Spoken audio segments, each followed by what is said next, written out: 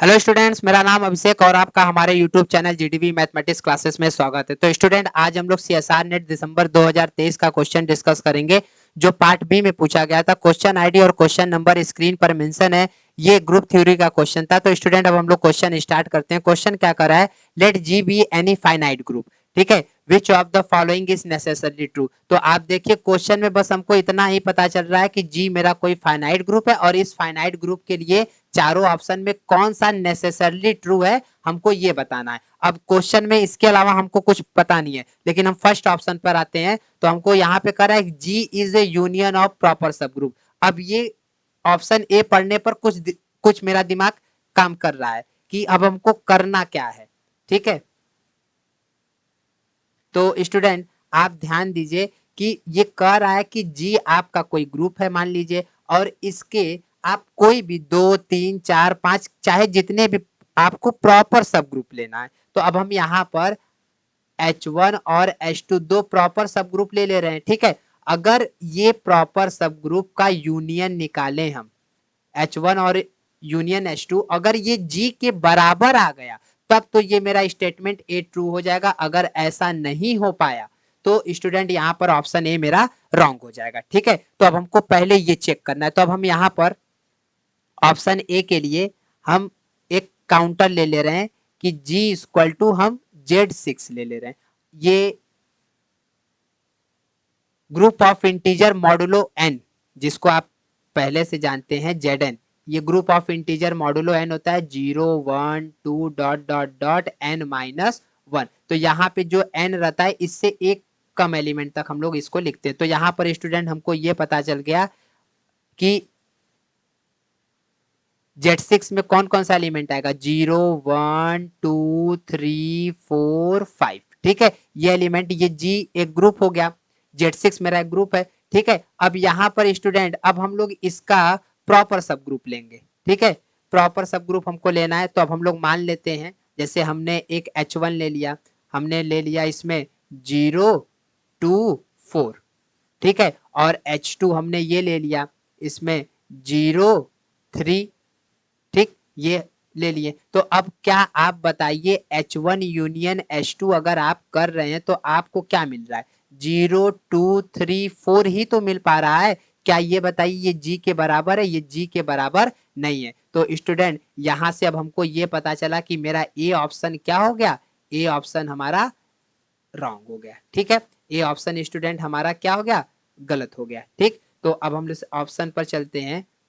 तो यहां से G is A union of proper subgroup, तो ए वाला पार्ट मेरा गलत हो गया। अब बी वाले पार्ट में करा है G is A union of proper subgroup if order of G has at least 2 distinct prime division.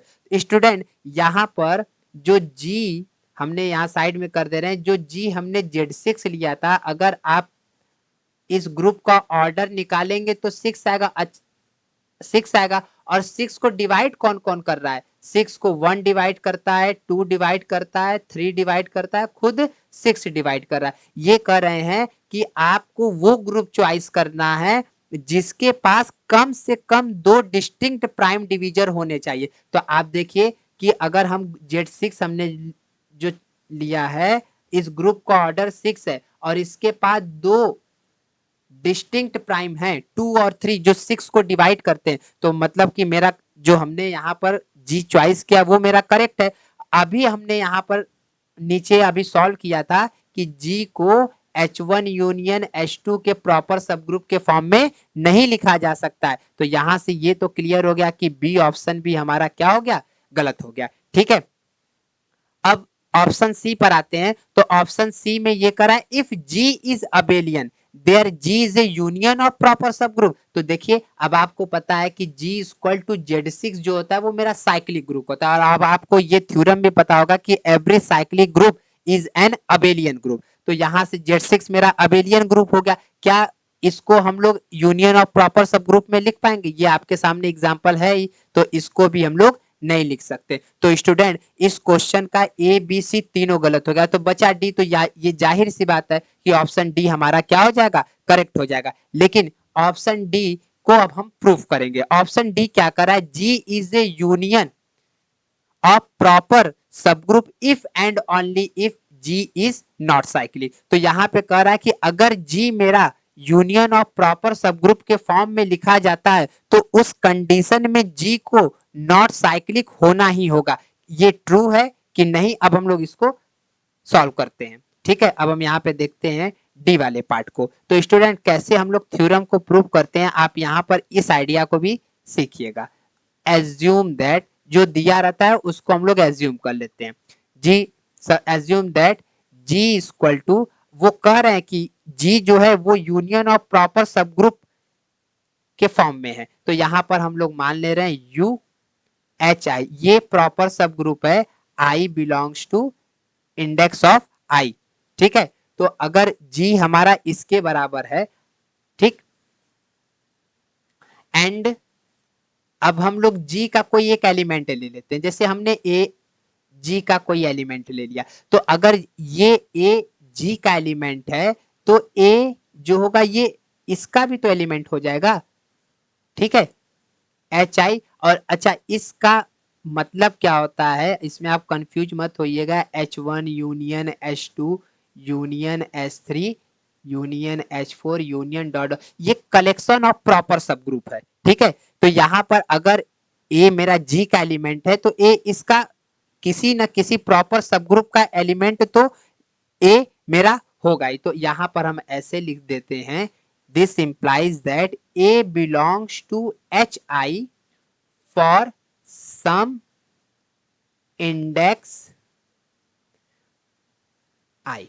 ठीक है, किसी न किसी इंडेक्स आई में किसी न किसी प्रॉपर सब ग्रुप में तो ए को तो बिलोंग करना ही पड़ेगा। तो यहां से अब हमको ये पता चला कि अगर ए किसी न किसी इंडेक्स में बिलोंग कर रहा है तो स्टूडेंट आप ध्यान दो, अगर ए मेरा जी का एलिमेंट है, अगर इसका हम ए का जनरेटर निकालें, ए का जनरेटर, तो ये कहां कंटेंट करेगा, ये तो जी में ही कंटेंट करेगा ना। जनरेटर ऑफ ए हमारा जी में कंटेंट करेगा, और जी हमारा किसके बराबर है, union I belongs to I, H I के बराबर है। तो this implies that generator of A हमारा किससे बिलोंग कर जाएगा, यूनियन ऑफ, बिलोंग नहीं, सॉरी यहाँ पे बिलोंग नहीं, कंटेंट करेगा। ठीक है, यहां पर तो जनरेटर ऑफ ए भी तो हमारा किसी न किसी प्रॉपर सब ग्रुप में कंटेंट कर जाएगा। तो इससे हमको ये पता चला कि सिंस, अच्छा हमको पता है H I is a proper सब ग्रुप, प्रॉपर सब ग्रुप, अब हमको पता है कि एच आई मेरा क्या है, प्रॉपर सब ग्रुप है। तो अगर generator of A H I के यूनियन में अगर वो कंटेंट कर रहा है तो इसका मतलब ये हो गया कि generator of A is also a proper सब group, a proper subgroup. तो यहां पर ये पता चला कि ये भी हमारा क्या हो जाएगा, प्रॉपर सब ग्रुप है। अगर जनरेटर ऑफ ए हमारा प्रॉपर सब ग्रुप हो जाता है तो स्टूडेंट आपको पता होगा कि जी जनरेटर ऑफ ए के बराबर कभी नहीं हो पाता। अगर किसी भी ग्रुप का कोई भी एलिमेंट का जनरेटर अगर जी के बराबर नहीं होता है तो इस सिचुएशन में जी हमारा क्या हो जाता है, G is not cyclic group. तो जी हमारा साइक्लिक ग्रुप नहीं होता है। तो अब यहां से इस ये जो स्टेटमेंट था उस थ्योरम का ये क्या है, ये स्टूडेंट प्रूफ है। अब इसका कन्वर्स पार्ट अगर आप देखेंगे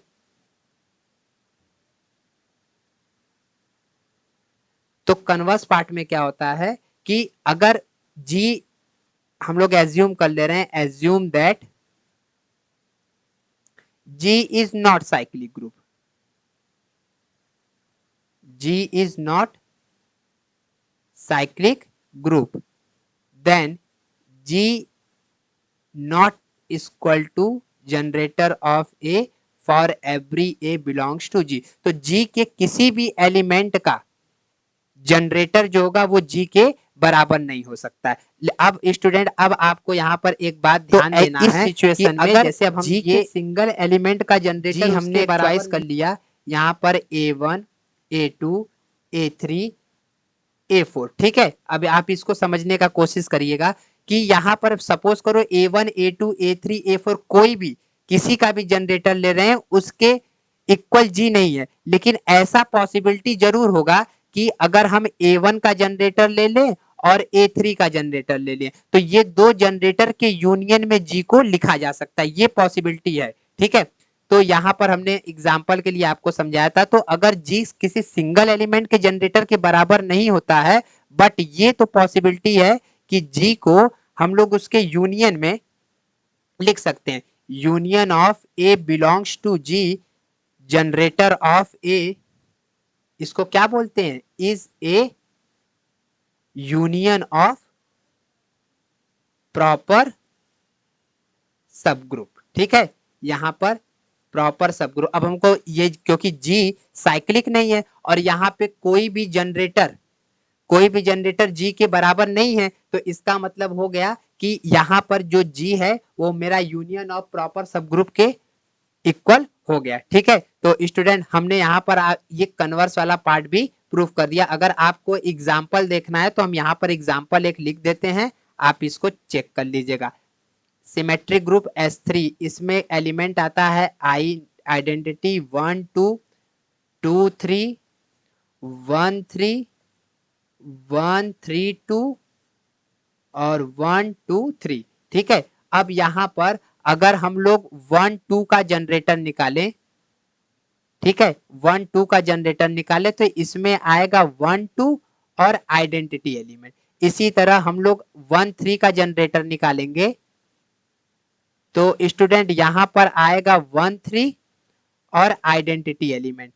ठीक, और यहां पर अगर 2 3 का जनरेटर निकालें तो स्टूडेंट यहां पर आएगा 2 3 और आइडेंटिटी एलिमेंट। और लास्ट वाले 1 3 2 का अगर जनरेटर निकाले, ठीक है, तो यहां पर हमको पता चला कि ये आएगा 1 3 2 1 2 3 और आइडेंटिटी एलिमेंट। तो अगर ये चारों का अगर आप यूनियन ले लेते हैं, जनरेटर ऑफ 1 2, ठीक है, union generator off 1 3, union generator off 2 3, union generator off 1 3 2, तो आप इसको सॉल्व करेंगे तो अब आप इसको पूरा S3 के इक्वल पा जाएंगे। तो आपने क्या देखा कि हम लोग डिफरेंट डिफरेंट एलिमेंट का जनरेटर का यूनियन लिए तो वो हमारे ग्रुप के बराबर हो गया। तो स्टूडेंट अब ये हमने डी वाले पार्ट का